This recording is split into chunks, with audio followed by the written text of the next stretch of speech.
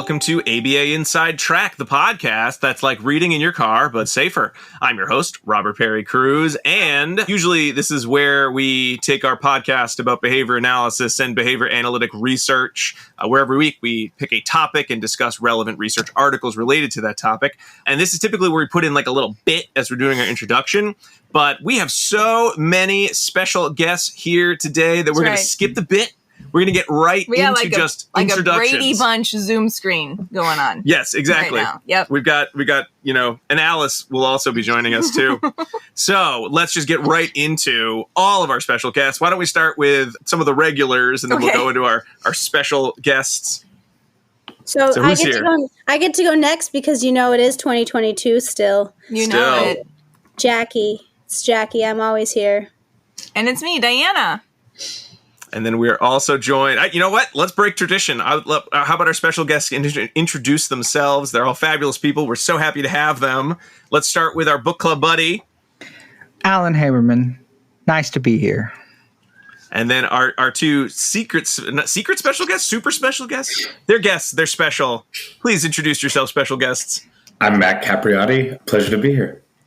And I'm Sarah Campau. Wow. So what has brought us together for this full house of an episode? And that will lead us into what our topic is. So we are going to be talking about recent publications on calls to action around LGBTQ plus issues related to behavior analysis, which started from a place of, I think, some frustration, some concern, some pushing our field forward, some taking stock of the past, and will hopefully end with lots of excellent ideas as to how the behavior analytic community can do more for the LGBTQ plus community. So we're going to be talking about a lot of articles all related to that. Some of them we'll just be talking about briefly in reference. Some of them we'll be spending a lot more time with because we have some journal authors here who will be sharing on this. So let's get into the introductions. Diana, what are the articles that we will be discussing and referencing on this episode?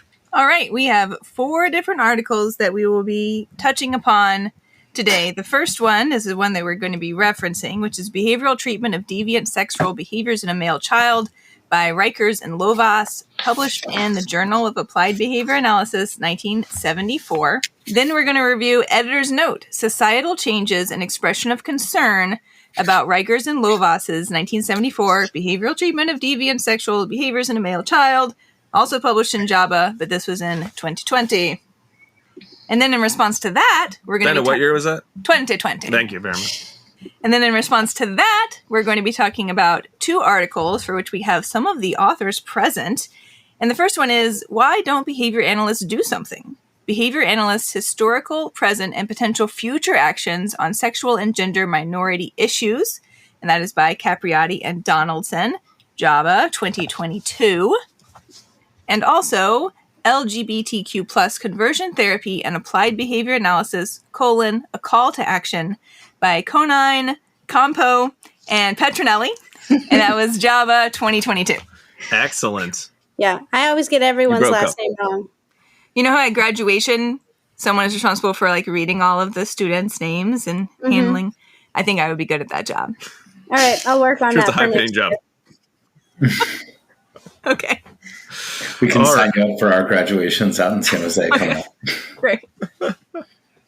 So Sarah and Matt, as our super special guests, not to throw anyone else here under the bus or anything, but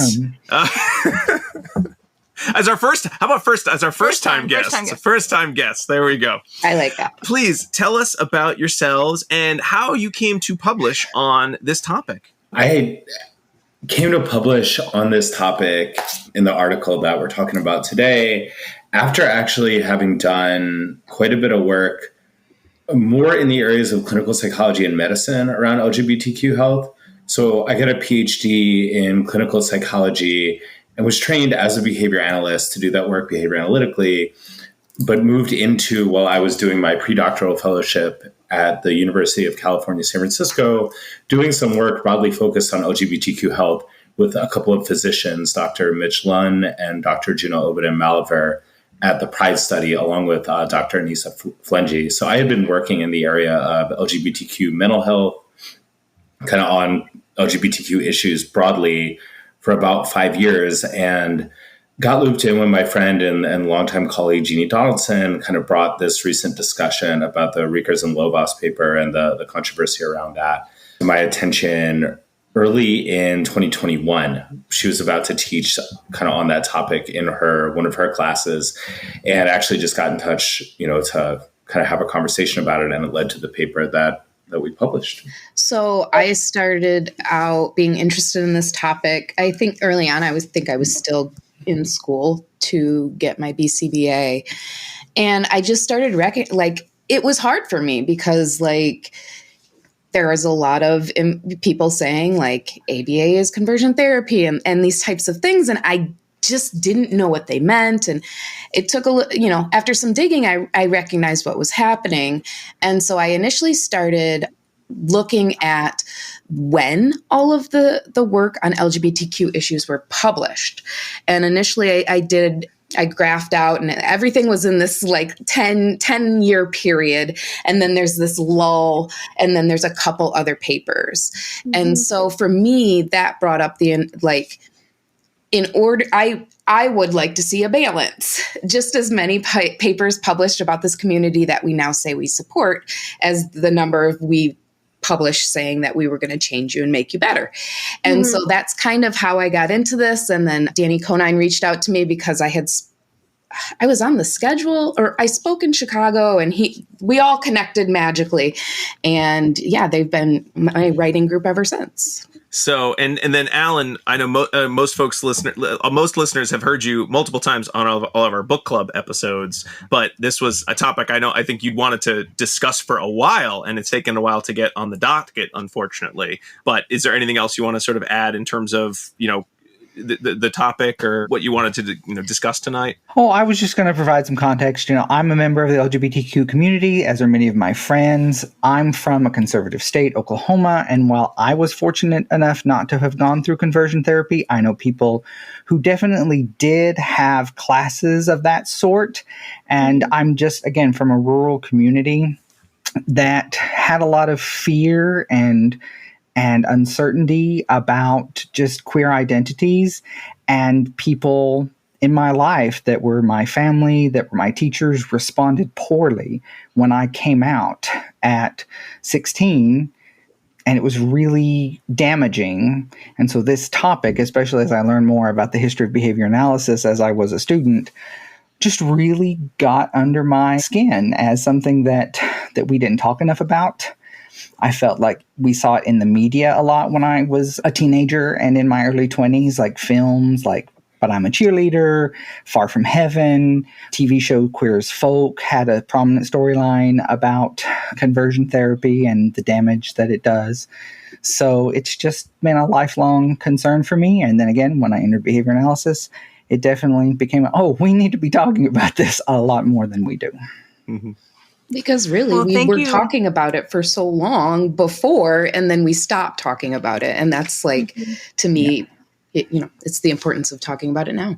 So while this is not an episode on conversion therapy, debunking conversion therapy, I don't think we can really get into the discussion of sort of the genesis of some of the other papers and some of the work that, we think we would like our behavior analytic community to be pursuing in the future without touching on or, discussing what conversion therapy is, if there are folks out there who have never heard of it before, and sort of what the background to some of these articles are in terms of the original Rekers and Lovaas study leading to the Seab and LeBlanc paper with the expression of concern about that study, which was kind of I don't want to say exactly a catalyst, but was sort of a big event for leading to more light being shed on this topic than had been in the past.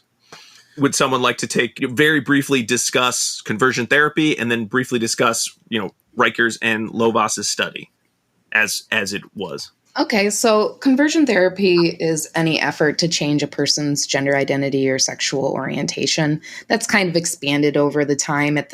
When Rekers and Lovaas were publishing, they were definitely just talking about homosexuality.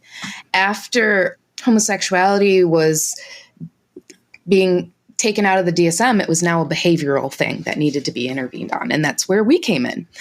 And there were a lot of different people trying different techniques that are behavioral analytic in nature in order to have these outcomes. And at the time, it was a generally accepted practice, but there was still a whole other group of people who were saying no. Just because it was accepted, it wasn't all accepted. And we actually have multiple different behavior analytic publications that have different types of conversion therapy interventions, measures. And then it started becoming not in vogue, and it started to become a huge problem.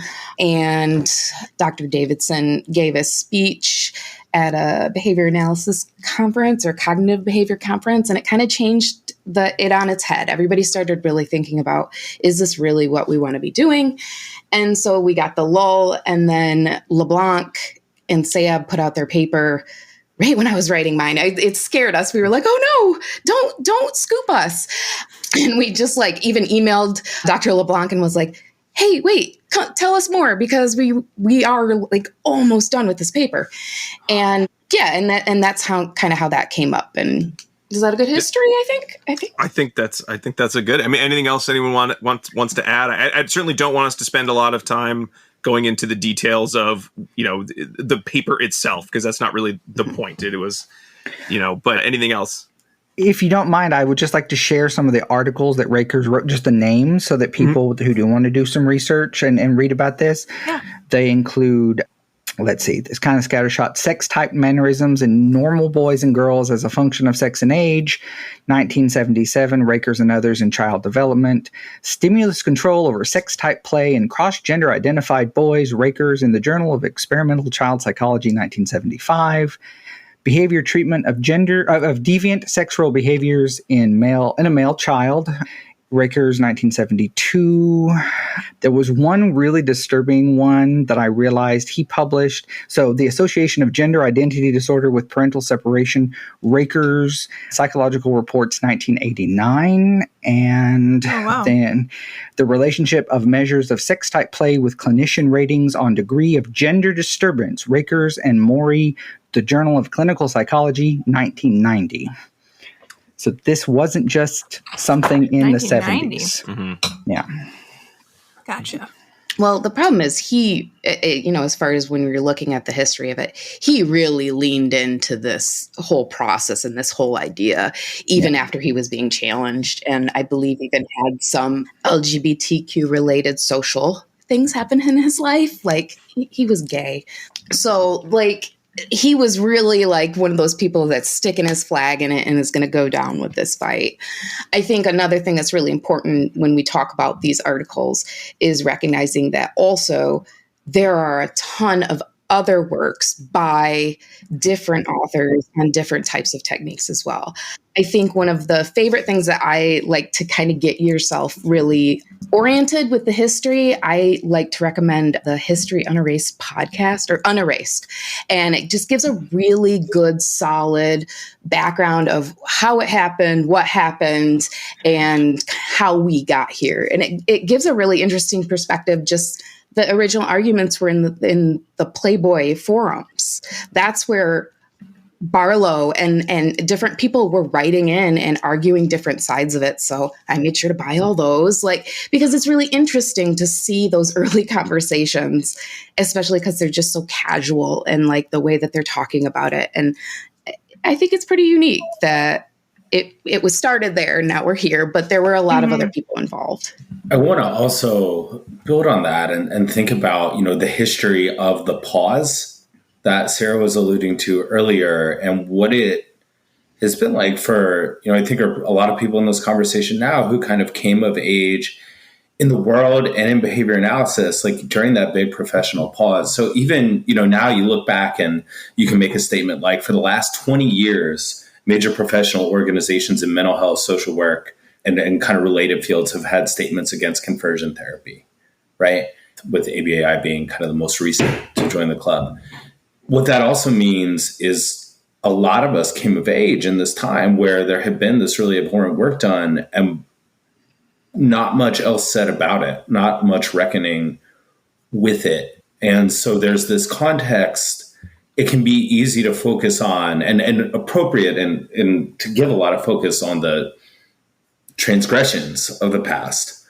And, when we just go with the dates of sort of when the products of this oppressive behavior were published, we can track to those. But I think it's also important to track to all of the dates that aren't there about the papers that weren't written until, more recently we're having this conversation, because they really, that's our time, even for those of us who are a little newer on the block and can look at those original articles as a history before our time.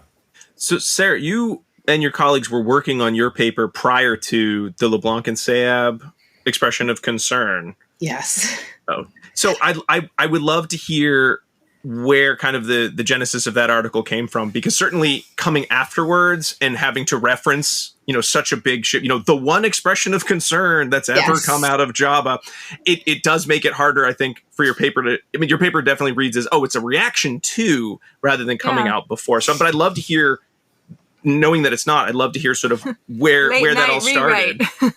Yes. Yeah. It was just one of those things we had already were trying to wrestle as a writing group with recommendations that we wanted to do with the old literature, because, there's just, you don't want to erase history, but you don't want to propagate incorrect information. And then this Sayab and LeBlanc thing came out, and it actually gave more perspective for me, understanding like the COPE standards and the standards that they decided to apply to this situation. Yeah. And so it definitely gave us a little bit of a background to recognize the process did exist, as opposed to us like as a field making up a process or something that I thought might have been the case. Mm-hmm. And so, it was actually a huge learning curve right away to recognize like the COPE standards and then go back through and see how they had applied them. And then even, personally just kind of applying them to some of the other works that we have in our history and wondering like, all right, so if this is the way we're going to approach it, we need to approach it this way across the board. Mm-hmm. So, I mean, it definitely is a reaction, but there could be more reactions. That would be really great.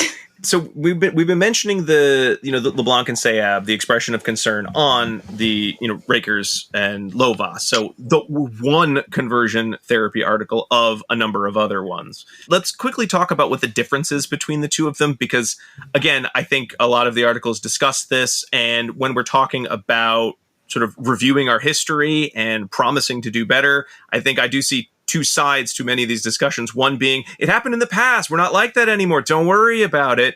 And then others who really do want to shine more of a light on, these are things that our field did, and we need to reflect on that more actively than just, well, that wasn't me, I wasn't even alive, it's not my fault.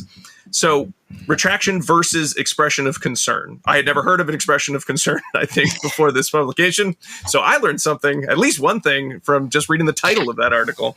Let's talk about what the difference is between the two. Yeah, so I'd be happy to start on this one. I think first, it's important to think about how retractions and expressions of concern are both pretty rare steps as far as things that go down in the kind of peer-edited academic journal publishing world. They're not things that happen a lot.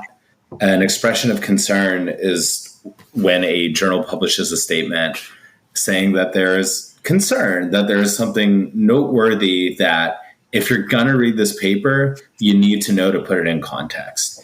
Here we're talking about an expression of concern around ethical issues and providing appropriate contextual information around that. A retraction is where that journal goes ahead and says, this article that was published should be taken back for scientific reasons. So very commonly we think of these as, if the data were falsified, if there was some grave error in some sort of data integrity process where the findings are not correct. And papers do also get retracted based on ethical concerns. I want to be careful here because a lot has been, written and discussed about when we say a paper is, retracted on ethical concerns, how do we operationalize that? And like a lot of things, sometimes our field has just a harder time operationalizing things around ethics than around other aspects of what we do. I don't think that's just unique to us. But in this case, when we're thinking about papers being retracted based on ethical concerns, that's typically been done when there's something like the IRB. There was no IRB approval for a study. And I think there's really an ongoing conversation that, not just behavior analysis hasn't figured out yet, but science and social science and behavioral science and science that deals with different aspects of human behavior is figuring out about how to use these different processes on studies that we look back on and clearly see from our contemporary stance and values as unethical. So when we have our expression of concern, the SEAB's expression of concern and Dr. LeBlanc's expression of concern, the findings were not clear enough, it seems to be, in terms of reading the article, that it wasn't clear whether the ethical, certainly there were ethical problems with that study as we see it today. It's a little murkier as to whether there were enough ethical concerns at the time of publication to warrant a full retraction, whether it is sort of split difference. So I guess ethics, expression of concern is about, that was their position. Yes. Yeah. To all of us here, reading that article, do you believe that there was enough justification that the Rekers and Lovaas deserved the expression of concern versus retraction or vice versa? Do you think it's even important for us to continue that discussion, or is it better to say, all right, we all admit that was terrible. Let's look to the future? I'll go with B on that one. To me, I have my opinions on what they should have done. That part doesn't matter because even as you mentioned, you didn't know the difference. And there is a difference, but like most of us don't know the difference. And to me, it's most important that we're going back and labeling these because what's happening is these are still being referenced as examples of us practicing cruel and unusual different techniques. Yeah. And without enough published on the other end, it's very difficult to say that. And so I think labeling them in any way is the right move forward. And I think if we focus too much, especially just on Rekers and Lovaas, knowing that there's Barlow and Agris and all these other ones that are just as messed up, that we deal with those all together. But I think if we keep going around in this circle of retraction versus statement of concern, we just keep circling ourselves around the wrong issue. I don't think there is a good solution to this work that will make everybody happy, but I don't think really that's what people want is a solution for this work. They really just want something better for the field and for our clients. And I think we're just circling the drain on the wrong issue. Yeah, I tend to agree with Sarah. I think, in myself and Jeannie's paper, the Capriotti and Donaldson paper, what we talked about a lot was, what's happened with these other papers that are like it in behavior analysis and other fields. And we kind of went with the approach of what those papers generally have not been retracted. Well, not generally, they haven't been retracted. And then you got to get to this question of, well, what would it mean in an essentialist stance to be the first, right? And it's a question of, like Sarah's getting at, right? How long do we wrestle with that versus doing the next things, versus bringing our science to bear on inclusion and justice and equity and having conversations about what we do next and how to use our science to create a more affirming and loving and supportive world for folks. And we're all like, gosh, if the pandemic hasn't made us all realize it, I don't know what will. We all have a finite amount of time, effort, energy, and resources to put toward that. So my vote is going with Sarah's, with let's focus on kind of what's next, and moreover than thinking about sort of what's the right words to put on acknowledging that this was oppressive and violent and wrong, and focus on what we can do next that isn't. I find that, at least when I was going to school, it very much felt like the field of behavior analysis has been afraid to address criticisms. On a wide array of issues, including this. And the responses that, especially early on in my career, that I'd be seeking for, they just weren't there, or they were very scripted, the responses to criticism without actually exploring we don't do that anymore. It's not good enough. It wasn't good enough for me. I was like, but can we talk about it? Can we talk about how it happened and how it didn't happen and all these other things? And I think it's just starting for our field to actually talk about criticisms, because we've we've seemed a little on our high horse, I think. And I think this issue alone is enough to kind of crack the, peek behind the curtain and recognize that we need to do our job on it, or otherwise people aren't going to see us as like this transparent group to help people. There's just, the shadier you look, the less people are going to trust you. And if you're not willing to talk about your past, then there's something fishy going on. Well, Diane and I had talked about this when we had thought about bringing you on, and saying in our program, we didn't talk about these things. This wasn't, this is back in the way back machine because we're not young, right? Sadly. But in our master's we didn't learn about this article either until all of this came forward. Yeah. Right. Yeah. We now, are teaching it in our classes where, we have them read your articles. Thank you. So I think thinking about like our generation of behavior analysts, you had to like go looking for that. Like no one was like, here's what we did wrong. Look at all the things we did wrong, right? You're like, oh, what is this, right? It's like finding like a secret skeleton that you never knew you had. And that's kind of scary as a professional, right? Or having someone else tell you that you have a skeleton that you didn't know you had. Yeah, I think as a queer person, that was the harder one, right? Is being approached with these questions about the efficacy of our stuff, and me going, oh, I don't know. We didn't do that. Like, we just never learned. And right. Yeah. That, and what I would add to it too, a couple things is, if there's something that jumped out to me when I was reading the statement of concern, it was what Sarah was getting at, this talking about, this is another form of pseudoscience. And this is a misrepresentation of our field versus the general tack toward owning that this was something that someone who called themselves as a behavior analyst and made other contributions that were published in our journals, did. And that really happened. Mm-hmm. And that's really ours. And then the other part though, so y'all are right. Like during my training, we didn't talk about these sort of a lot of justice, equity, diversity, inclusion issues in behavior analysis. We didn't talk about beyond the contextual view, right? That behavior analysis behaviorism as a philosophy inherently sees people as doing what they do as the product of environmental experiences and not differences between, based on identity, genetics, sort of character defects, this sort of thing. But the other experience I had that was funny is, we're from a field that this is in our history and we got to square with that. Behavior analysis labs were the first place that I met out queer adults. They were the first place that I felt comfortable and safe being out in college as a 18-year-old kid in the rural South who wasn't really yet out to very many people in the world. So yes, this is the history of our field. And if I think about what was and wasn't talked about in my behavior analysis education, this wasn't. And it was also, being surrounded by behavior analysts was one of the really first safe and affirming environments that I think I was a part of.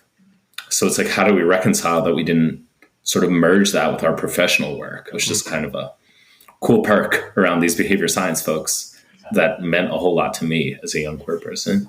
Mm-hmm. And I think to a lot of other people who had similar experiences. I was just going to echo all of that, but then also add that another problem is that these conversations about ABA and our history with this, there are conversations being had in other fields.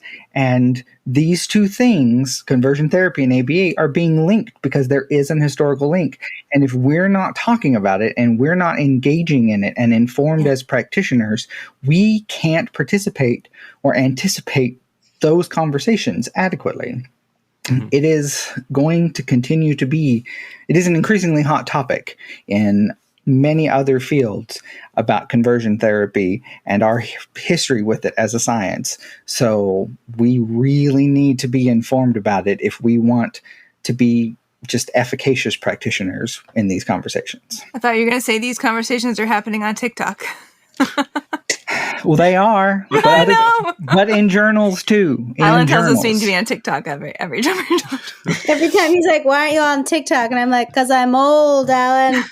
We're gonna get there, but I think a lot of folks, when the LeBlanc paper came out, were hoping for sort of a stronger statement, as this is an opportunity for our field to demonstrate that we want to move forward in this way, but also in a lot of different ways, right? We have the opportunity to make these types of statements in a variety of fields. And this one feels like a slam dunk, right? Like, we don't support conversion therapy. I've never met a BCBA who supports conversion therapy, and this isn't something that we want represented or representative of our field outside of it. So I think that agree with you guys that there's ways that we should be approaching this that can do a lot of good in pushing this and our field as a whole forward in a sort of, more progressive approach. I think a lot of folks just wish that there had been like a strong stand made.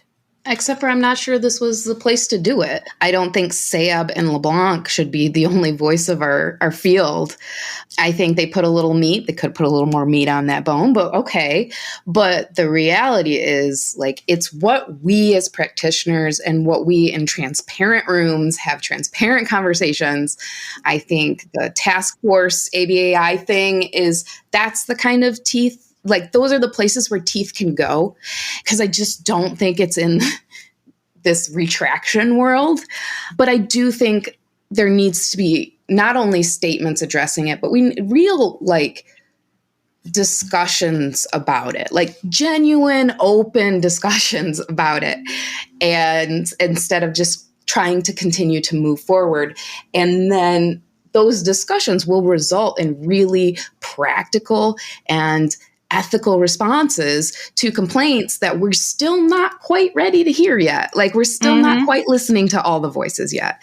And so I think there's just there's a little bit of value, or a lot of bit of value, in going back but just for a second. I don't want to get hung up there, but we need to be able to talk about it as all clinicians, because the reality of it is it did merge into some of the stuff we were doing. I remember being taught about teaching them how, Mr. and Mrs., and teaching the difference, and that extremely gendered binary way of looking at it. We did that. And then we also get asked, I work with adults, but I know a lot of people who work with younger kids get asked to do certain things, like, my son wants to wear dresses. And our response to that needs to align with our ethics, but the history of our publications don't really tell us which way to, they tell us to go the wrong way. And so I think it's really important that we start to look at it in the ways that we've even been doing this accidentally. And because if we can't take ownership of that, we're continuing to fail. And we're continuing to fail people who are going to Google ABA, LGBTQ, and just keep seeing all this negative stuff about us. So, Sarah, in your paper, you and your colleagues laid out four big calls to action. Certainly, addressing other articles, like you were just speaking about, looking at more official statements from our kind of leadership groups and from our organizations, our professional organizations, some ethics code updates, and then more initiatives around LGBTQ plus support. And you recommend a lot of suggestions of what exactly that could look like. And then, Matt, I know you and Jeannie Donaldson had some more in your article. Not to get too off topic, but knowing that your paper was already in the process, were those four calls to action, they were ready to go, they were in the original version? Or did you say, oh, now that we've got this expression of concern, let's add one more, or let's edit any of these? Or it was just, they were always there, they were always the four you were thinking of, even before there was any reference directly to, Rekers and Lovaas? I mean, I think it was just, instead of address other articles, it was address articles. I mean, truly, it was always like, this is what we feel needs to happen.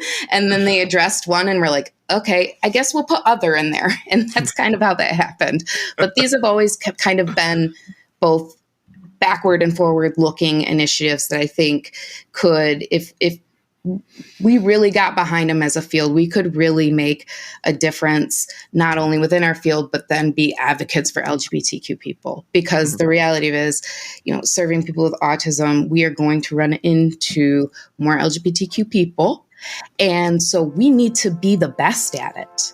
And right now, we're not there at all. And I think that all four stages are one direction forward for us as a field.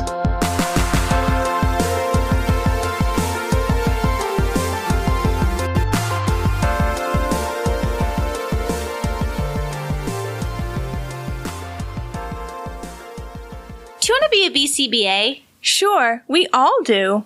Now you can come to Regis College in Weston, Mass. to get your graduate degree. Choose from any one of these courses. Masters of Science in Applied Behavior Analysis. Masters of Science in Special Education. Dual degree in Special Ed and ABA.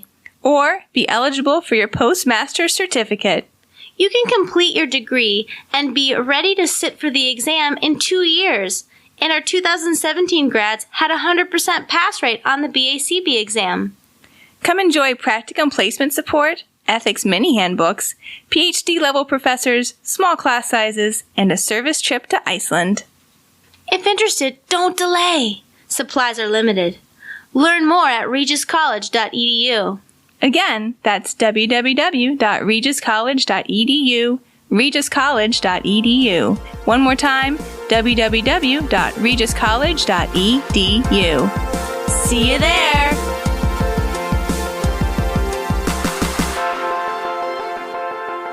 Hey everybody! I want to pause real quick to remind all of our listeners that ABA Inside Track is ACE and QABA approved. By listening to the show, you're able to earn 1 learning credit. All you need to do is listen to the show, then go to our website, abainsidetrack.com/getceus, or you can click on the link in the notes on your podcast app to go directly to this page. You need to enter in some information, including 2 secret code words that were provided to us by our very special guests. I'll give you the first of those now. It is Muffin. Muffin. Muffin. It is a delicious baked good. It is also the name of Sarah's cat, who joined us for a little bit on the pre-recording. Muffin. All right, back to our conversation.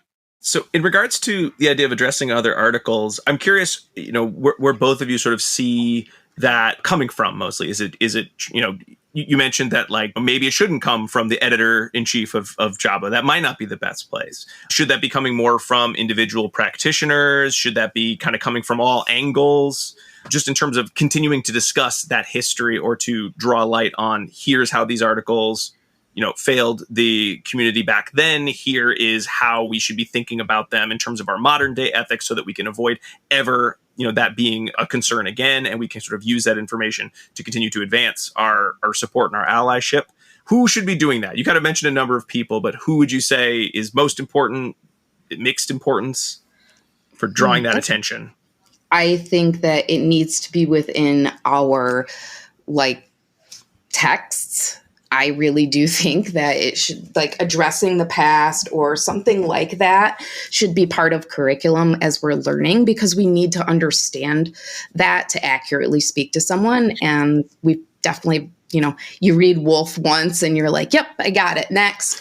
And that's not, actually, we need a little more information behind us. But we're thinking about this question, right, of who's responsible for identifying those additional articles and what to do about them. And I think there's a question about who's going to do that and how much there is to do it. I think me and Sarah can tell you, and, Gina Donaldson and Danny Conine and our other co-authors, Abby Petronelli, can all tell you that the response effort is great to write a long paper like this. And there may be a question of what do we do next? And what do individual practitioners and researchers do next to create new products, behave in ways that create new products? I think one of the awesome things about being at ABAI this year was there was a lot of content. There was a lot of stuff to go to around justice, equity, inclusion. There were a lot of people that I met who I did not meet at previous conferences around these topics. There are already papers coming out. Some of those people came up to me and talked about the work they're doing around LGBTQ issues, empirical work, generating new data. So I think, and then on the practitioner end, right, what are folks doing in their practice? What are folks doing in their conversations with other providers, consulting and doing trainings? I think there's a lot that's on all of us to start doing. And, in the paper that Jeannie and I wrote, we talk about some of the structural things that organizations can do to incent that work. My radical behaviorist self is slapping myself on the arm for saying to incent, but to arrange contingencies of reinforcement that will make that behavior more likely to occur and reduce response effort and do those things. But, it's on all of us. And then, a whole other thing to think about is, right, these organizations that we talk about as though they're, Oz. Yeah. They're right. of living, breathing behavior analysts who are living in the same context that we are. I mean, each of our contexts is different and our life experiences are different, right? But, there are also individuals at all different levels of leadership, right? And I think collectively, we need to have some rule governance around starting to do this, but then also around arranging contingencies that'll keep it going and keep it pushing. I'd love to talk some more about the kind of that fourth call. So looking at initiatives around the LGBTQ community, because I think both papers had so many just excellent ideas. I don't know how many of them are ones that you're also, we're working on simultaneously as writing these other papers, which you just had heard other people were kind of in the process of starting and we're going to use.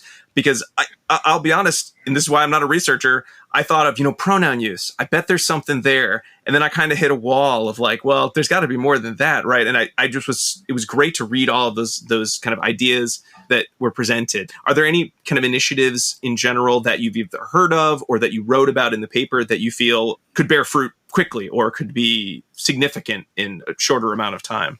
Sure. I mean, in our paper, we wrote about what are the things we can do tomorrow? Well, not tomorrow because ABAI isn't tomorrow, but next year at ABAI, we can have pronouns on name badges. We can have gender neutral bathrooms. We can have invited speakers that talk about LGBTQ issues and credit, ABAI invited me to do that. So we can do more of that. We can have programs that provide funding to people doing diversity-focused research, and that exists now. So there are those sort of things we can do tomorrow. And then I think like the medium to longer-term range things we can do is start building that literature. And, some of this is so new. So like one thing I was surprised about going with the pronoun example for how much conversation and practice there is around conversation around pronouns and kind of best practices. There's not data outside of behavior analysis either on how to implement these changes effectively, how to teach people to use correct pronouns if they're sort of, well-intentioned but ineffective at changing their behavior in a robust way towards someone they love and care about in their life. I hope that's coming out. What's clear that is we're not talking about malicious sort of refusal to use someone's correct pronouns, but folks who sort of struggle to get into a new habit. These are the Petronelli and Ferguson study that came out about this last year about pronoun use. It's a really good study. It's really nice. It's, I think, the first empirical article I've seen about teaching people to use pronouns anywhere, not just in behavior analysis. And you read it, and it's the kind of study that takes 5 years to do. It's really good. It's really thoughtful. It's a really clever design on how they measure behavior in this sort of simulated task. But these are not studies that you need, $1 million NIH grant, a team of folks to go do, a large team. So I think, things around teaching people to use pronouns, best practices, and social validity of some of these practices, there are things within our science. And the nice part is we have a whole science of small and controlled research design, right, where we can do things pretty quickly without recruiting big samples. So I think there's a lot of that kind of work to be done pretty quickly. And Sarah, I know y'all wrote about this too and have some ideas as well. Yeah, I mean, for me, I think the best practices in social validity conversation are the ones that we need to continuously have. And I think that by creating some best practices around LGBTQ, it's going to cause us to look into the research, look back, look forward. Like, I know Dr. Conine and I are going to do a training next month in Kansas about this, and like a workshop, just trying to like get these ideas. And we're just talking about what's important, what's the most crucial stuff that we want people to walk away with. And truly, a lot of it is just education on what these things are, what people are talking about, and then getting a comfort level in being able to also discuss it. I think a lot of people kind of get cornered into the pronoun thing. They know what theirs are, but they don't understand why. They don't understand why they need to do it. They're just going to do it. And I love that. Keep doing it. But I also let's talk about why this is happening, because if we can talk about the social validity of the things that we're doing, then we're going to be able to put those same tests and those same ethical standards against all of our practices. And I really do believe it'll help us catch things earlier. I believe that ABAI or ABA, I don't know who does it, probably ABAI, needs to have a group that is made up of LGBTQ people, in theory, clients who are going to help us push initiatives forward. I believe full-heartedly that we should have some sort of autism committee panel that also has LGBTQ members that are putting ideas and bringing them to us every year as professionals and saying, look, this is what I'm worried about. This is what's happening. I don't want them to be part of our field. I want them to call our field out. And I think for me, just moving the entire field forward, that type of initiative would be really important. And I think it would create ethics code updates. It would create different ways that we research or different ways that we talk about things, because we'd actually be taking feedback, which is something we haven't technically done a lot of. So yeah, for me, there's going to be a lot of like education to us, and then just responsibility for us to, as practitioners, understand the social validity of why we're doing what we're doing. One place that I, as just an everyday practitioner, see this and think we could do some work is in the assessments and curriculum that we use. Some assessments, I won't call anybody out specifically, do a really good job about like period hygiene products and menstruation. They don't talk about males only, females only, whereas other assessments do, and make a point to say that not applicable if male, not applicable if female, for anything from tampon use to necktie use to just things that, like, why is it necessary? Like, this was written or revised in the last 15 years. Why is it still like this? It's very frustrating to see. And again, I know as a practitioner just to sort of ignore that, but it's hard when you have people in the field who don't have master's degrees or aren't queer identified that would look at that and be like, oh, I don't have to ask about that. It's like, no, like they could be a male person who happens to have a uterus and menstruate. Like, that is the reality that we live in. So yeah, I mean, it's just, especially as we have more research on, sexuality and disability and the intersection there, I think our assessments really lag behind in a lot of places. And to jump on that, I would say it has less to do with education level, more just being queer knowledgeable. Yeah. I think, a lot of people are afraid to jump down that rabbit hole. You don't know where to start. There's a million flags. You don't know what any mean. But the reality is there's a basic level of education that is actually helpful and can help you, recognize when these issues happen, recognize when there's a menstruation question that it can be applied to anyone. And you just ask it, like you just do it. And that kind of thing, just that type of action will come with education. I truly believe that. And you can self-educate on those points. There are so many groups that you can find tons of information online, and you're welcome to search all of those archives too. Yeah, I think sometimes it's just a lot. It's scary. There's so much, like there needs to be like 3 YouTube videos that you just send to someone and then they get all their gay knowledge and then they go on with their day. Because it's like, it can be very overwhelming very quickly. My mom is trying to learn things. And so I have found 2 people on Instagram that she can follow. And that is helping her come to knowledge without feeling overwhelmed, right? So one of the Instagrammers, brings up like, what does this mean? What does this mean? And so she just watches them. And I would recommend that for someone too, right? Find someone that is talking about it and then just follow them on Facebook or Instagram to get that information if you're scared to dive right into the articles of the world, right? Because those also can be scary, like misinformation, information, right? Who knows?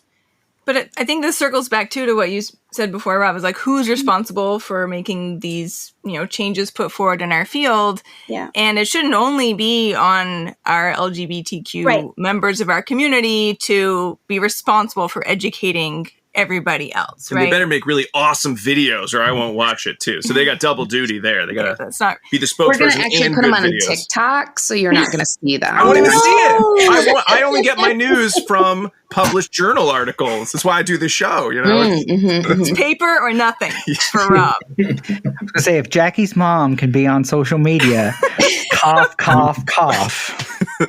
I know. My mom's hip, man. Right. I am older than So- Jackie's mom, apparently.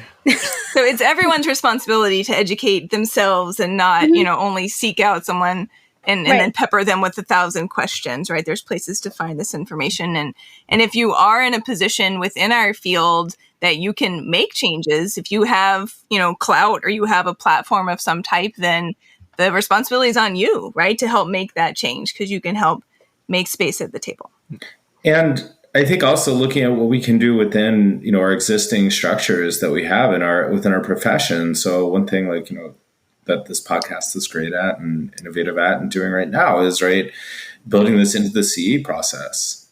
Someone could create a CE class that was more of a 101 and more of what are the, in 90 minutes, kind of best practices for beginners, and then that also comes with an, set of contingencies around people pay money for that. And then you get paid for creating that, which is laborious and a big problem, right? That marginalized folks, are asked to volunteer their time to teach other people. Yes. And get paid for it. So I think, the more that we can build and keep going in kind of the formal structures that we have, the more that can help institutionalize it. Because thinking about what we were talking about before, right?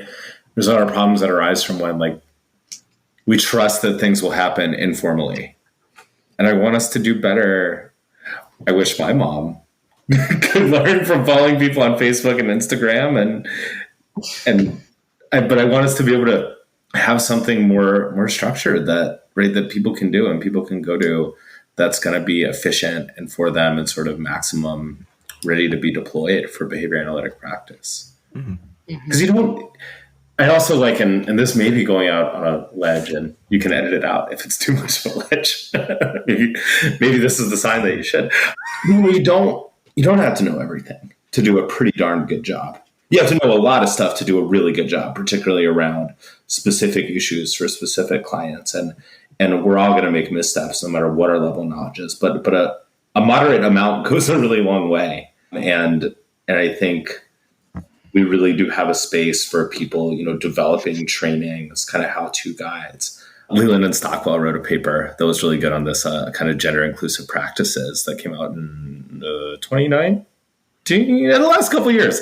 Pre-pandemic. Pre-pandemic. Before, during, after, right? Yeah, so I think the more of this we build, those kind of long answer, the better off we'll be. I'm actually really glad you brought that up, because I think some people are scared to even try because they don't want to screw up, right? So with all difficult conversations, I think it's really important that people are trying, recognizing that they're probably going to screw up and being okay with it, and then just moving forward with that. So recognizing that if this isn't our community, we don't have to be perfect, but we do have to be trying and learning. And so...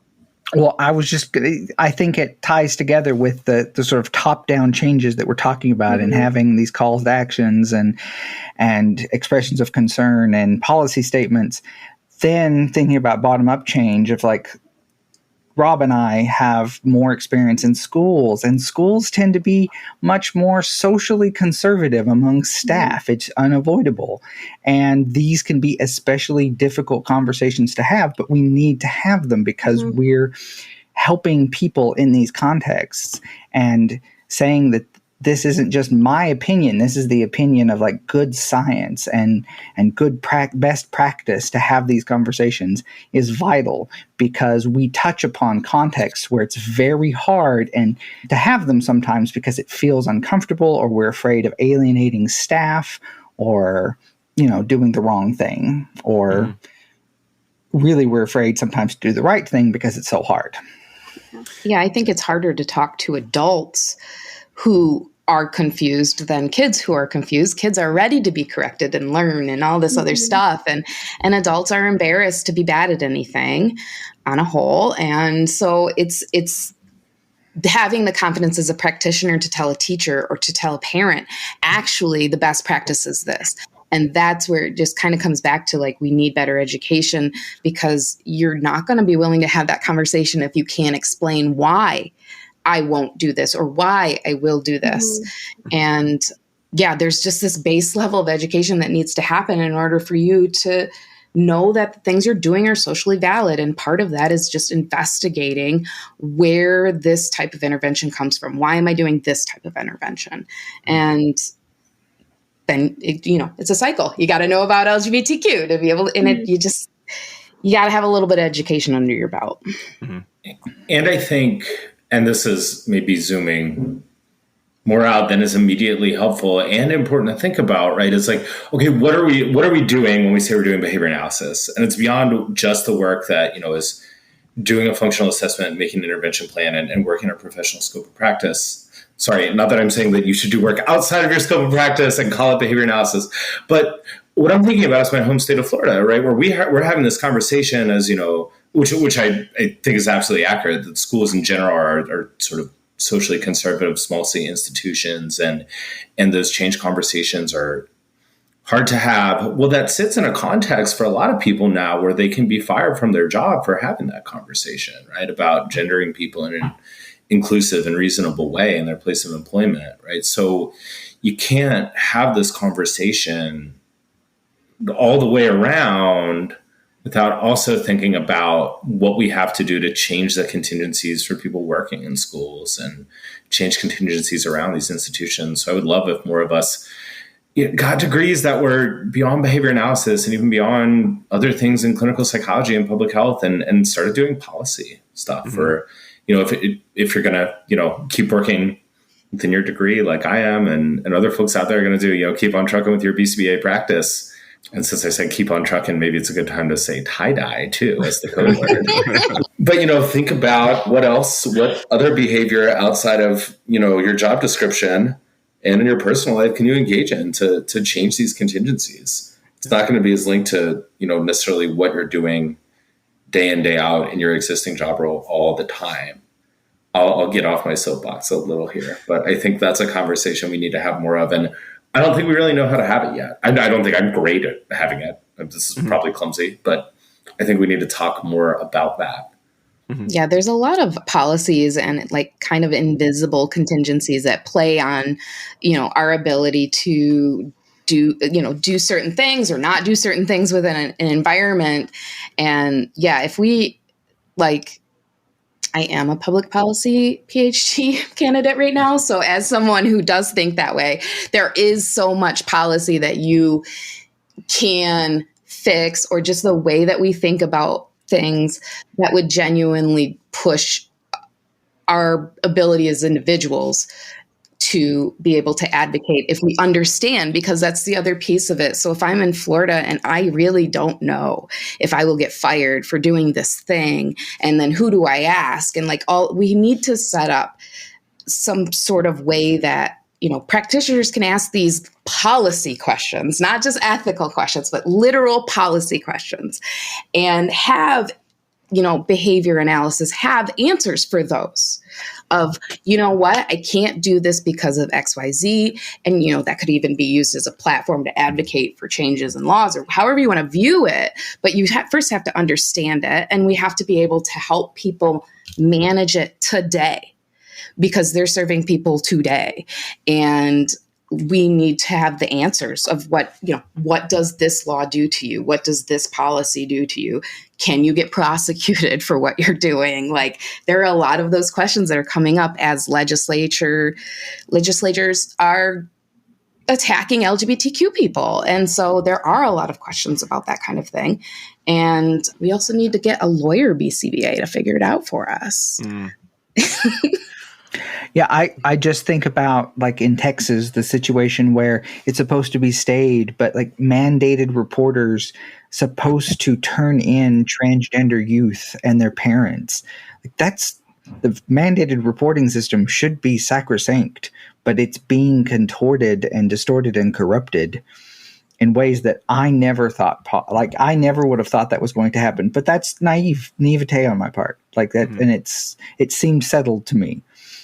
And it's horrible that it's happening. Yeah. And it still happens despite there being a stay on those orders. But in a positive world, there are a bunch of people who are flooding it with false reports and breaking the system. If you can break the system, then it can't operate the way it was intended. So I'm glad for a lot of TikTokers and Instagrammers who know to get out there and false report things so that the system breaks. If I knew how to download those apps, I would be, right there civil disobediencing with everyone. But, Unfortunately, Rob, you're blue on my iPhone, so I know that it's not hard for you. Ooh, called you out.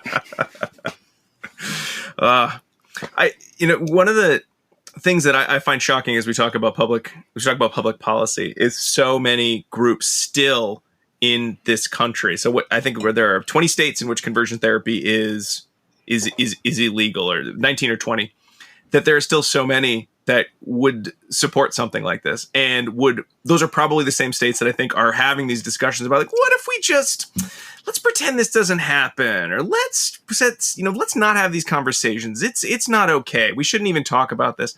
And I don't quite understand why so many organizations feel that not talking about real life issues is any kind of a solution. I mean, I guess it kind of answers the own question of why they do that, because, well, if we don't talk about it, we can suppress, we can pretend it doesn't exist, we can refuse to change. Because I know for me, just as a professional, just from one aspect of this larger conversation, just reading your papers and hearing you discuss, the thought process behind it and discuss next steps, allowed me to have so many more reflections and thoughts about how I could improve my own practice in just, this short amount of time. Now, I'm not gonna be able to do everything I thought of, and I'm sure some of it I'll reflect on, like, that was a dumb idea, but it was allowing me to continue to grow my practice in an area that is going to be very important. And so I any group that does not want to have meaningful conversations on issues that actively affect people, I am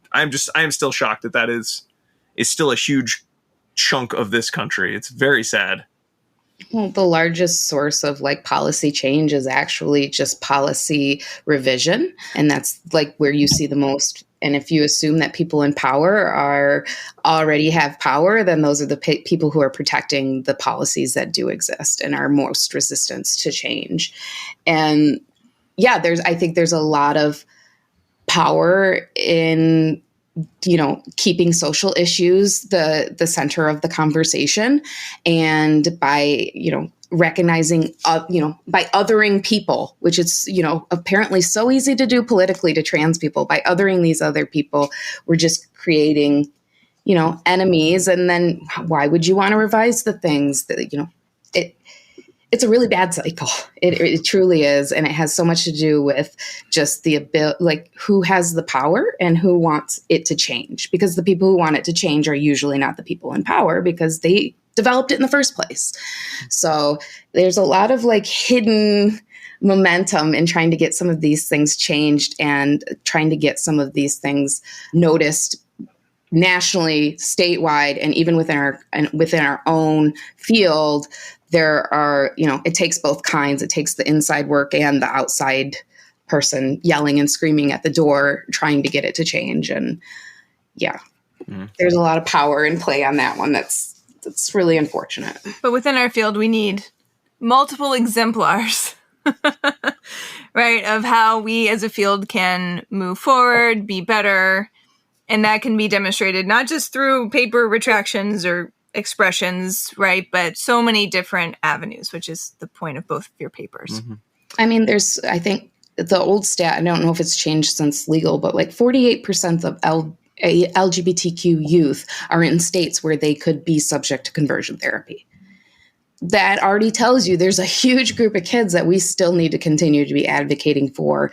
Mm-hmm. And in order for our field to be really good advocates, we need to address some of that stuff. We can't come in swinging until we deal with our trash in the back. Mm. Yeah.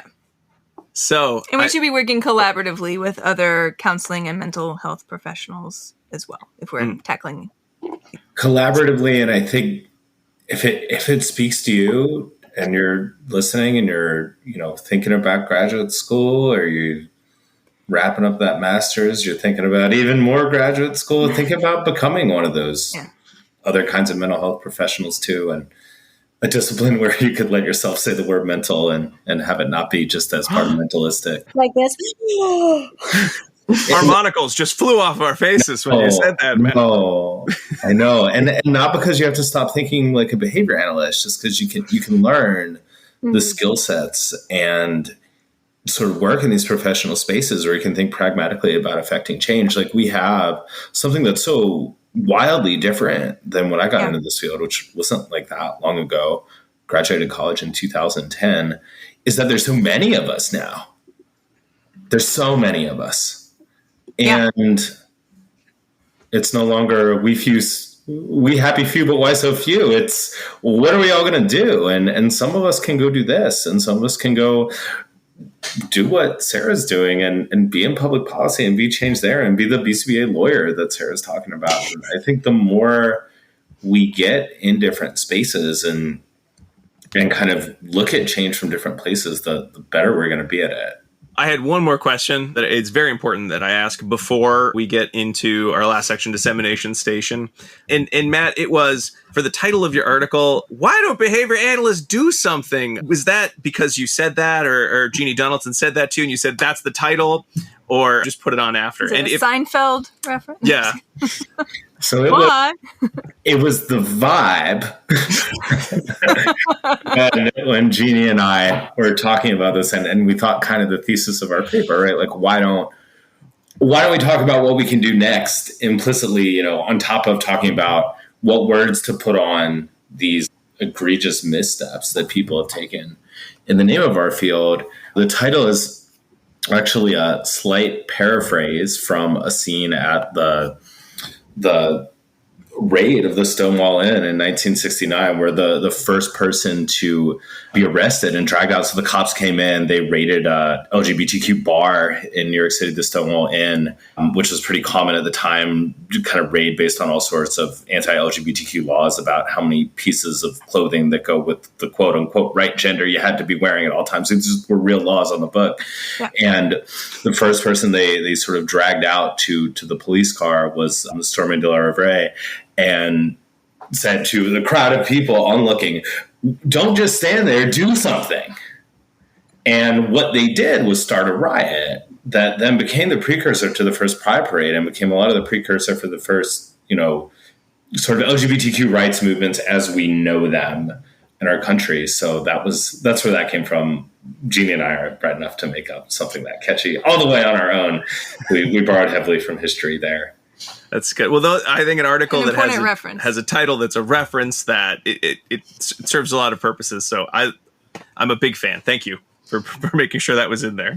And you do have a very good, like you described it so well, but you also have the footnote in the title as well. So excellent.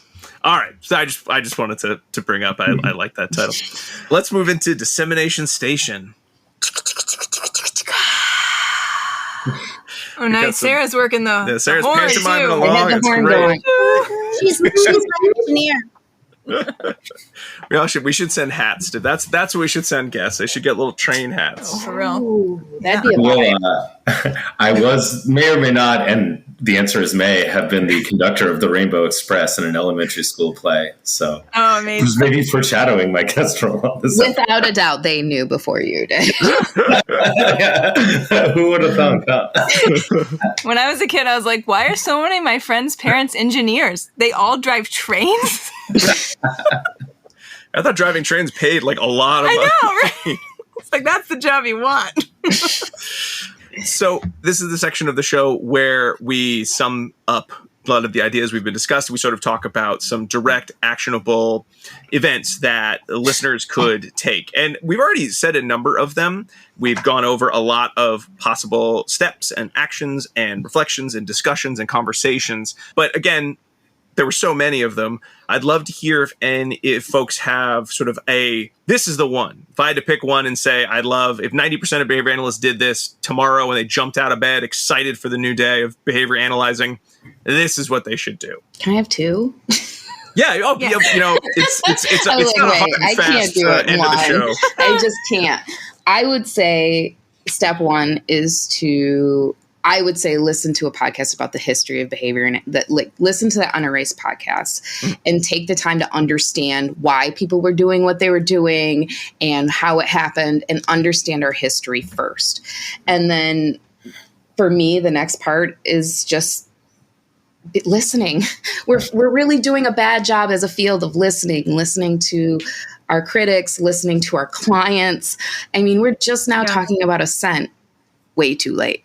It's all these things that we need to start listening better. And I think we're going to get better. But first you need to understand. And I really would recommend just trying to understand it a little bit better. And I think you're going to be more comfortable living in it, because it is such a gross thing to talk about. And when you're looking up the graph, some of the articles, there's tits on a graph. You can't put that there, stuff like that. It's really, you don't know what you're looking at. You don't know what you're getting yourself into. And I think it's easier to understand our written history if you understand our actual history. And Sarah, the podcast you're referring to is called Unerasing LGBTQ History and Identities, a podcast for teachers.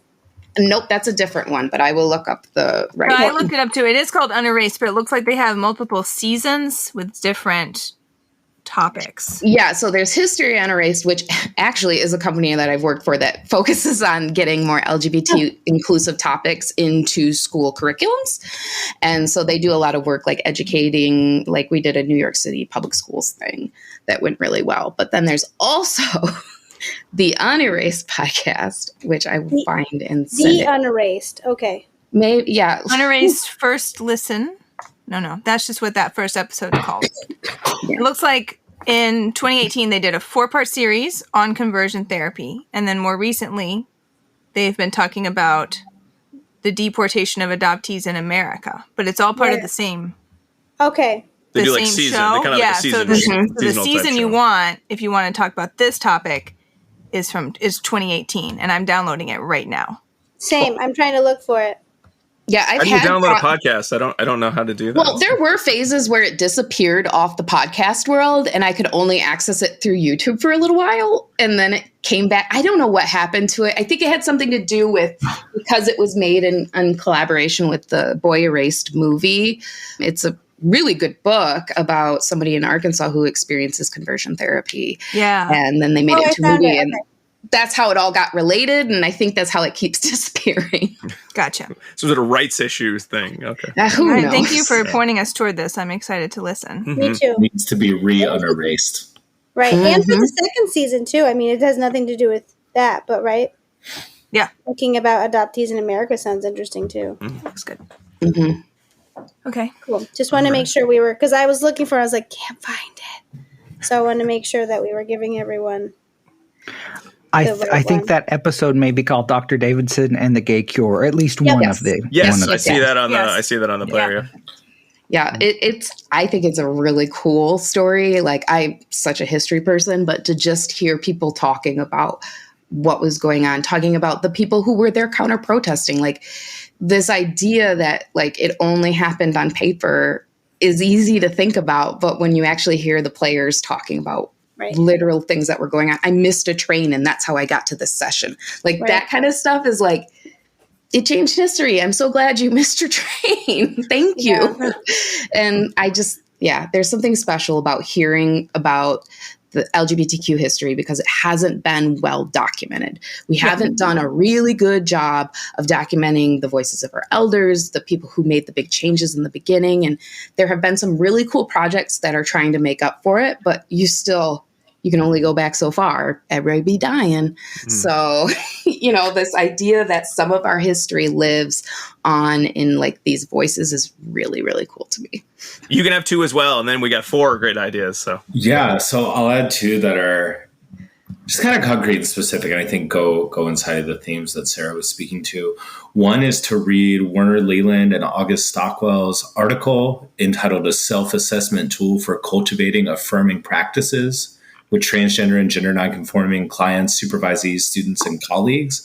That came out in Behavior Analysis and Practice in 2019.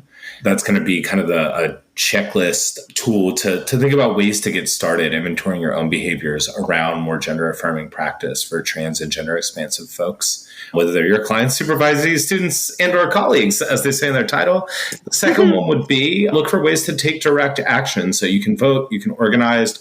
Right now, the Biden administration is seeking comments on Section 1557 of the Affordable Care Act. They're trying to put some language in there to clarify that this section protects LGBTQ people from mistreatment by healthcare providers. They're looking for stakeholder opinion there. The great majority of the folks listening to this podcast are healthcare providers. So you can go online and make a comment there in support of interpreting Section 1557 of the ACA as protecting LGBTQ people from mistreatment by healthcare providers. And then all the other things Sarah said on this podcast, and Alan and everyone else.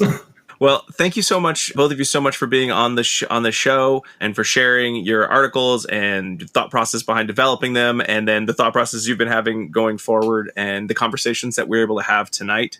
If folks would like to kind of reach out to discuss the article more or to hear more about the work you're currently doing and will be doing in the future, is there a good contact information that they could have for you? For me, it would probably be my email, which is SCCAMPAU, which you'll never get right, at uark.edu. But hopefully they'll put it in the show notes so it's easier to read. But I'm generally available, and I really like talking about this stuff. Unfortunately, you found that out, but I really, really enjoy talking about ways that we can move forward, and I really enjoy talking about the history of how we got here. So I'm always up for a conversation. Same. And email is also the best way to get a hold of me, matthew.capriotti@sjsu.edu.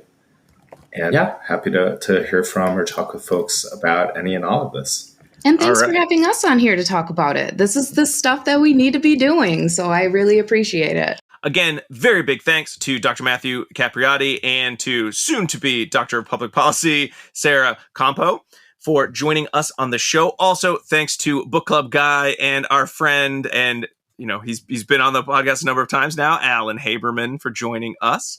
We hope you all have found our conversation to be one that you are having with many of your colleagues. And if not, we hope this inspires you to continue the conversations that we started today and that have been started by so many others out on social media and in the field and at conferences. And we're very excited that we could be a small part of that tonight. Before we go, I want to remind everyone that you can get ABA Inside Track on the podcast player of your choice. We're everywhere. We'd love it if you subscribed to the show. You can also go to our website, abainsidetrack.com, to find links to all of our previous episodes, links to the articles that we discussed on this episode, and to purchase CEs. You can email us at abainsidetrack@gmail.com with any ideas, feedback, anything you got. We would love to hear it.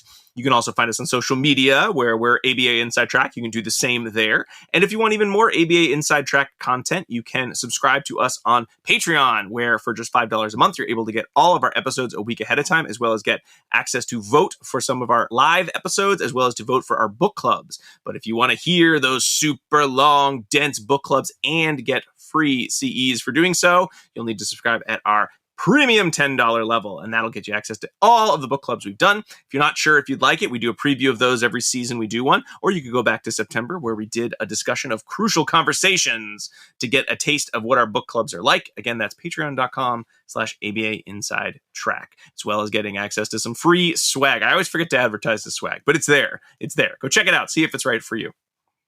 And finally, our final secret code word for this episode is tie-dye. TIEDYE. You can do it as one word or two words. It's the process by which you do some sort of dyeing with clothes and it makes these super cool, groovy patterns.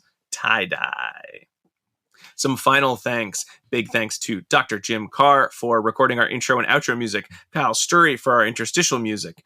Big thanks again to our guests and also to Dan Thabit of the Podcast Doctors for his fabulous editing work.